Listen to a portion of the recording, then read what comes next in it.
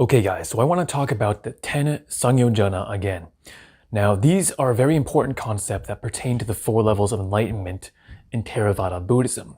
So there's actually an underlying structure beneath those 4 levels that are the 10 chains, mental chains of existence. And these are what compose a being. And since we know a being is a false thing, these are things that are seen through upon attaining the enlightenment experience. So let's begin. It's important to know these because it's important to realize that the enlightenment experience, when it happens, the reason why we become so joyful is because we're actually undoing these certain bindings that are holding us down.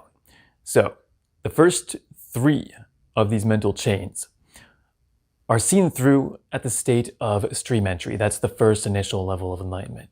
And these are Sakkaya Ditthi, which is self-identity views, Silabbata Paramasa, which is clinging to habits and practices. And third is Vicikiccha, doubt. Okay, so self-identity views, that means just the idea that this is me, this is myself, and these things belong to that self. Okay, so the idea that something can be a self and that something can belong to that self. Now, when you achieve enlightenment, you're experiencing the oneness of all things. So obviously, you're going to realize that there's no limited personal self. That doesn't exist. Okay, number 2, doubt. On the lower end of the path, this pertains to just like doubts that crop up that inhibit your path, such as one of the 5 hindrances. But in this location, I interpret it as just the lack of direct experience of enlightenment. That's what's being removed, because you can't reach enlightenment unless you have firm faith that it exists and that you want it. So that's how I interpret that one. And then Silabbata Paramasa, clinging to habits and practices. I take this to mean the delusion that methods and techniques and actions have power of their own accord, and that you don't have to bring the proper intention and mindset behind it to make it actually work. So for example, this would be like meditating for 30 years and not really getting anywhere because your heart isn't actually in the practice. You're assuming that the meditation is going to do the job for you rather than engaging with it. Okay, so that's what you see at stream entry. When you attain the lowest level of awakening, those are the 3 chains that you break through. And so 7 more remain.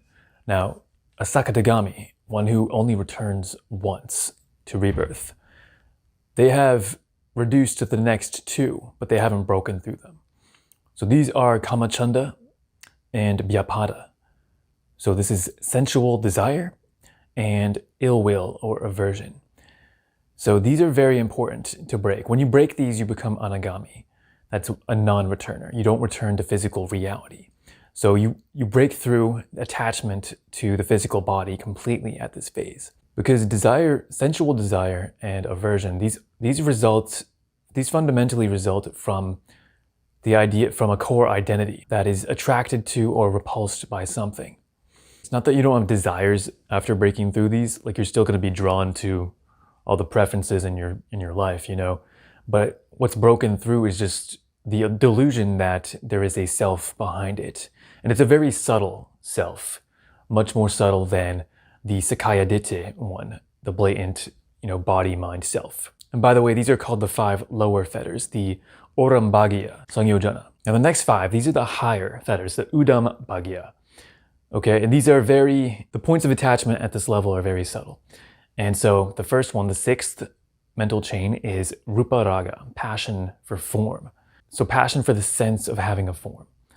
And at this level, it's kind of attachment to the joy you feel in the first 4 jhanas, the states of concentration, of mental absorption based on the body. And then the next chain is Arupa Raga, passion for formlessness. One achieves a sense of formlessness with the next 4 jhanas, the sense of infinite space, infinite consciousness, infinite nothingness, and neither perception nor non-perception. The 8th chain, which is Mana, conceit. Obviously, this isn't conceit as you would find in a normal person, but rather the idea that I am. The attachment to the idea that I am is my identity. Then the next one is Uddhacca, restlessness. Again, somebody who has anagami isn't going to be restless, a restless person. You're not going to get to this state of enlightenment from there. So what it means is the subtle sense of being a separate being that is seeking complete awakening. That's how I interpret it. Okay, and then the last Samyojana is avidya, ignorance. And essentially that's just the remaining lack of enlightenment, lack of nirvana, lack of knowing your true nature. Okay, so once you cut through all 10 of those Samyojana, then you are an arahant. You have attained complete nirvana, right? And as a disclaimer, it's not that enlightenment is different across these 4 levels. The deathless is always the same.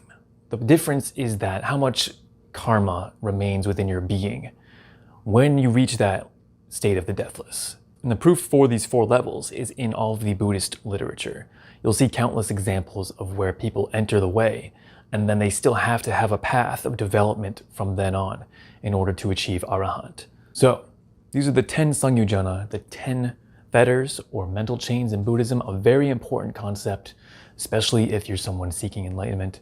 So hopefully that helped you out. Thanks for watching, guys. Hit like and subscribe. Check out my new website, Odyssey Underground.